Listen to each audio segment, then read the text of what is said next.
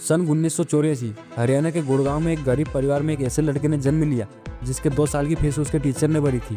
वहाँ लड़का जो अपनी गरीबी के कारण मुंबई में एक्टर बनने के सपने को लेकर कभी भूखा भी सो जाया करता था और एक दिन में 10-10 जगहों पर ऑडिशन देने के बाद भी सिर्फ रिजेक्शन ही मिला हो। वहाँ लड़का आज एक नेशनल अवार्ड और 4 बेस्ट एक्टर अवार्ड अपने नाम कर लेगा, यह किसी ने सोचा तक नहीं था।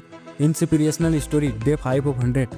राजकुमार राव का जन्म 31 अगस्त 1984 को हरियाणा के गुड़गांव में हुआ था। उनका पूरा नाम राजकुमार यादव है। राजकुमार राव के पिता का नाम सत्यप्रकाश यादव था और राजकुमार राव की मां का नाम कमलेश यादव था। राजकुमार राव के 2 बड़े भाई बहन हैं जिनके नाम अमित और मोनिका है। राजकुमार को बचपन से ही नाटक करना और फिल्में देखना अच्छा तो लगता था, लेकिन उन्होंने एक्टिंग को कभी करियर के ऑप्शन के तौर पर नहीं चुना था। इस दौरान उन्होंने एक ऐसे किरदार को देखा जिसे देखने के बाद उन्होंने एक्टर बनने का फैसला कर लिया। वो एक्टर थे मनोज बाजपेयी। राजकुमार उस समय 10वीं क्लास में पढ़ते थे और राजकुमार ने उसी समय तय कर लिया था कि उन्हें एक्टर बनना है। राजकुमार स्कूल में होने वाले नाटक में हमेशा भाग लिया करते थे। स्कूल के बाद राजकुमार राव ने ग्रेजुएशन दिल्ली के आत्माराम सनातन धर्म कॉलेज से किया है। नाटक करने का सिलसिला यहाँ भी जारी रहा। दिल्ली में मानो राजकुमार के सपने को पंख मिल गया था। यहाँ पर वो क्षितिज थिएटर ग्रुप में शामिल हुए और साथ ही श्री राम सेंटर में एडमिशन ले लिया था, जो एक एक्टिंग स्कूल है। उस समय राजकुमार की उम्र 18 साल की थी। जिसके बाद 2008 में पुणे जाकर film and television institute of India यानी FTII से एक्टिंग कोर्स भी किया। FTII से एक्टिंग कोर्स करने के बाद राजकुमार का असली संघर्ष शुरू हुआ, जिसके बाद राजकुमार फिल्मों में काम मांगने के लिए मुंबई चले आए और मुंबई में ऑडिशन देने के लिए भटकने लगे, लेकिन उनको कोई भी काम देना नहीं चाह रहा था। बड़ी मुश्किल से छोटे मोटे एड मिल जाया करते थे जिससे वो 5-10 हज़ार रुपये कमा लेते थे। उस समय राजकुमार छोटे से घर में रहते थे। उस घर के लिए उन्हें हर महीने 7,000 रुपये देने पड़ते थे, जो उस वक्त एक बड़ी रकम थी। महीने के खर्चे के लिए लगभग 15 से 20 हज़ार रुपये की जरूरत पड़ती थी। उस वक्त पर राजकुमार की मां ने उनका बहुत सपोर्ट किया था, क्योंकि जब राजकुमार को काम नहीं मिल रहा था और वो फिल्मों में काम मांगने के लिए भटक रहे थे, उस समय उनकी मां इधर उधर से पैसों का इंतजाम करके राजकुमार के पास भेजा करती थी। लेकिन राजकुमार की जिंदगी में एक दिन ऐसे भी आया था जब राजकुमार मुंबई में भटक रहे थे और जब उनको भूख लगी तब राजकुमार ने अपना बैंक अकाउंट चेक किया तो उनके खाते में मात्र 18 रुपये बचे थे। जिसके बाद राजकुमार को पार्ले जी खाकर दिन निकालना पड़ा था। जिसके बाद उनको पुणे के FTII की याद आई, जिसमें एक ग्रुप था जिसमें बहुत सारे सीनियर और जूनियर जुड़े हुए थे। जिसके बाद राजकुमार ने उन लोगों से सहायता मांगी। FTII के दोस्तों ने भी राजकुमार का स्ट्रगल के समय बहुत सहयोग किया था। ऐसे हालातों में भी राजकुमार ने संघर्ष नहीं छोड़ा और काम की तलाश में लगे रहे। उस साल उन्होंने ऑडिशन के चक्कर लगाकर ही गुजरे। जिसके बाद राजकुमार को राम गोपाल वर्मा ने रन मूवी के लिए एक छोटा सा रोल ऑफर किया। इस फिल्म के बाद उनके पास फिर से काम की कमी हो गई।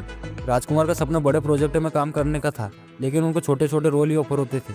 उस समय राजकुमार एक दिन में 10-10 जगहों पर ऑडिशन दिया करते थे। बीतते वक्त के साथ राजकुमार फिल्मों में एक्टर बनने की उम्मीद को खोने लगे थे। उन्हें लगा कि वो इस फील्ड में कुछ भी नहीं कर पाएंगे। जिसके बाद राजकुमार ने फिल्म लव, सेक्स और धोखा के लिए ऑडिशन दिया। उन्हें उम्मीद थी कि इस फिल्म में उन्हें काम जरूर मिल जाएगा। कई दिनों तक कन्फर्म कॉल का इंतजार करते रहे। कई दिन बीत गए लेकिन कॉल नहीं आया।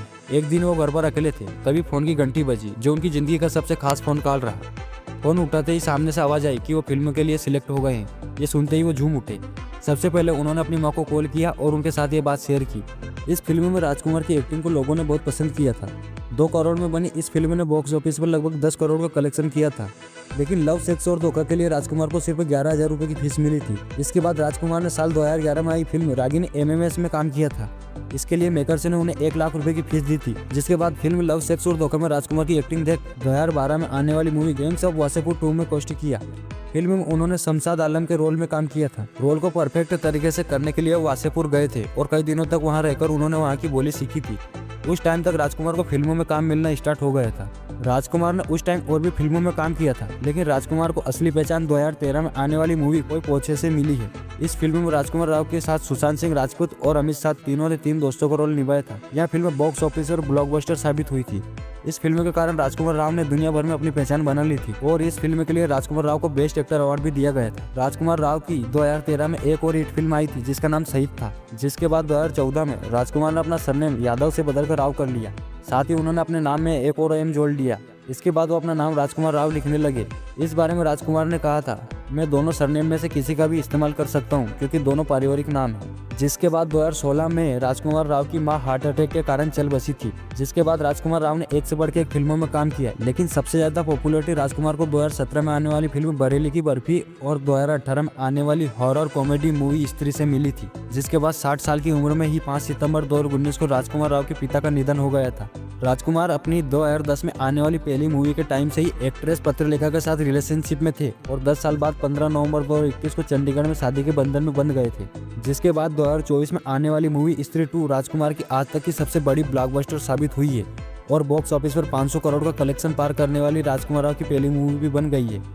राजकुमार 2010 से लेकर आज तक लगभग 42 फिल्मों में काम कर चुके हैं और एक नेशनल अवार्ड और 4 फिल्म फेयर अवार्ड से भी सम्मानित किए जा चुके हैं और आज के टाइम पर उनकी नेटवर्थ 81 करोड़ रुपए है।